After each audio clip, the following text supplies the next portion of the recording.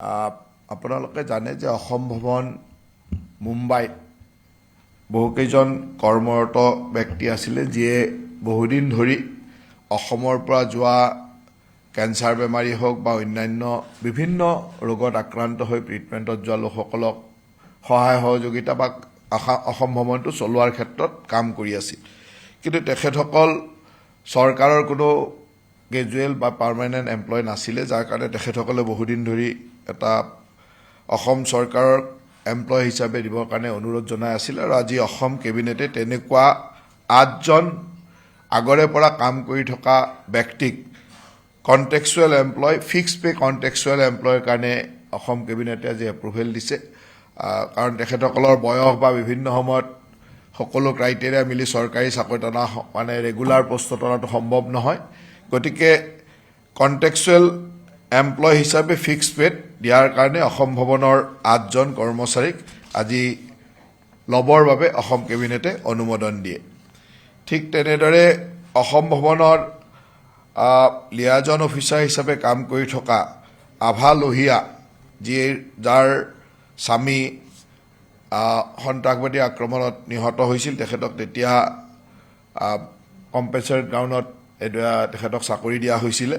তেখেতৰ আজি সুদীৰ্ঘ দিন কোনো প্ৰমোশ্যন হোৱা নাছিল। তেখেতৰ এটা টেম্পৰেৰী আপগ্ৰেডেশ্যন কৰিবৰ কাৰণে পোষ্ট লিয়াজন অফিচাৰলৈকে আপগ্ৰেডেশ্যন কৰিবৰ কাৰণে আজি অসম কেবিনেটে অনুমোদন জনাইছে।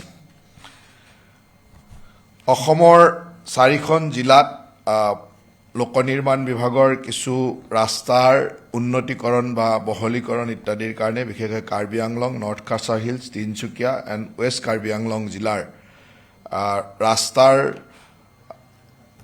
সুন্দৰভাৱে ৱেডেনিং বা ইম্প্ৰুভমেণ্ট কৰিবৰ কাৰণে আজি 115 কোটি টকাৰ নাবাৰ্ডৰ লোনৰ কাৰণে অসম কেবিনেটে আজি অনুমোদন জনাইছে। আপোনালোকে জানে যে অসমত আমি মিছন বসুন্ধৰাৰ জৰিয়তে বহু ভূমিহীন লোকক, খিলঞ্জীয়া ভূমিহীন লোকক আমি মাটিৰ পট্টা দিয়াৰ কাম কৰি আহিছোঁ। আৰু আজি অসম কেবিনেটে তেনেকুৱা এটা প্ৰস্তাৱত 168টা প্ৰপ'জেল, 168টা পৰিয়ালক কামৰূপ জিলাৰ বিভিন্ন ঠাইত, কামৰূপ মেট্ৰ' জিলাৰ বিভিন্ন ঠাইত মাটি পট্টা দিবৰ কাৰণে আজি অনুমোদন জনাইছে অসম কেবিনেটে। আৰু দ্বিতীয় এটা প্ৰপ'জেলত 732টা তেনেকুৱা ধৰণৰ প্ৰপ'জেল পৰিয়ালক আজি মাটিৰ পট্টা দিবৰ কাৰণে মিছন বসুন্ধৰাৰ জৰিয়তে অনুমোদন জনাইছে। গতিকে দুইটা মিলি প্ৰায় 900 পৰিয়ালক আজি মিছন বসুন্ধৰাৰ জৰিয়তে কামৰূপ মেট্ৰ' জিলাৰ অন্তৰ্গত মিছন বসুন্ধৰাত তেনেকুৱা অনুমোদন আমি অসম কেবিনেটে দিছে। অসমৰ কাৰণে এটা ভৱিষ্যতৰ কাৰণে আধ্যাত্মিক আৰু পৰ্যটন ক্ষেত্ৰৰ কাৰণে এটা ভাল খবৰ এইটোৱে যে অসমত আৰু এটা তিৰুপতি তিৰুমলা দেৱস্থান নিৰ্মাণৰ কাৰণে আমেৰিগোগ আণ্ডাৰ পানবাৰী মৌজা, সোণাপুৰ ৰেভিনিউ চাৰ্কুলৰ আমেৰিগোগ গাঁৱত, পানবাৰী মৌজাৰ অন্তৰ্গত আমেৰিগাঁও গাঁৱত এটা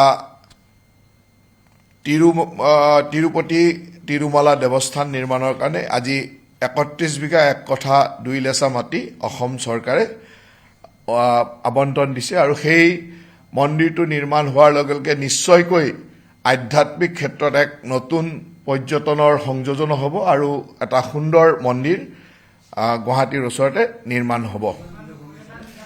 আমি 31 বিঘা 1 কঠা 2 লেচা মাটি, সোণাপুৰ ৰেভিনিউ চাৰ্কুলত আমেৰিগোগ গাঁৱত।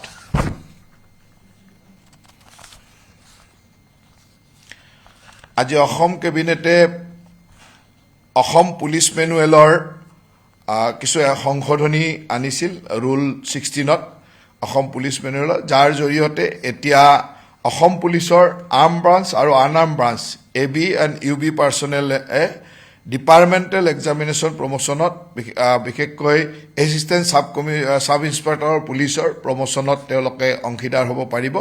এই এমেণ্ডমেণ্টটো আজি আছাম পুলিচ মেনুৱেলত অনা হৈছে আৰু অসম কেবিনেটে ইয়াক অনুমোদন দিছে।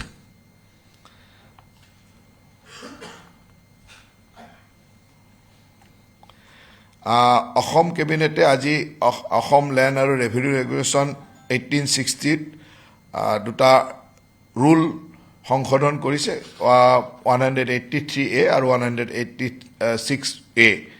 এই ৰুল দুটাৰ জৰিয়তে কিছু সুবিধা পোৱা যাব, যে সেই সুবিধাৰ কাৰণে আজি আসাম লেণ্ড এণ্ড ৰেভিনিউ ৰেগুলেশ্যনত এই দুটা সংশোধনী আনিছে।